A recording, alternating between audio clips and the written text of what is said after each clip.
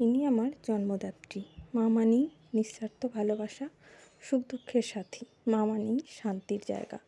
এনাকে নিয়ে আমার কিছু বলার নেই। প্রত্যেকটা মাই তার সন্তানের কাছে শ্রেষ্ঠ।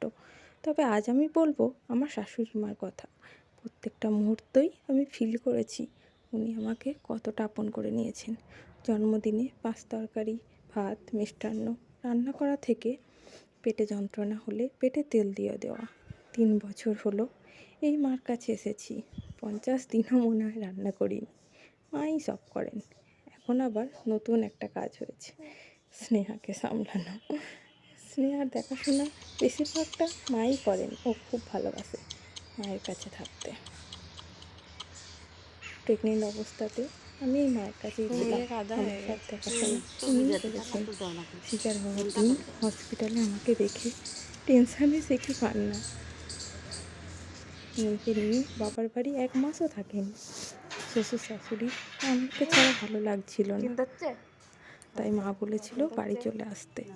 অনেকে বলেছিল সিজার হলে অন্তত 4 মাস রেস্ট নিতে হবে। আমার কোনো চিন্তা হচ্ছে না। এখন শ্বশুর বাড়ি যাস না। কিন্তু আমি মায়ের ভরসাতেই শ্বশুরবাড়ি চলে আসি। আজ বলতে পারি আমার শাশুড়ি মা আমার জন্মদাত্রী মায়ের থেকে বেশি কিছু আমার কাছে। কারণ নিজের মা তো আমার জন্য সব করবেনই, তার নারীর টানা আছে যে। তবে এমন শাশুড়ি মা কতজন পাই বলো। আমিও তোমাদের অনেক ভালোবাসি মা। Happy mother's day. আমি যেন তোমাদের ভালো রাখতে পারি।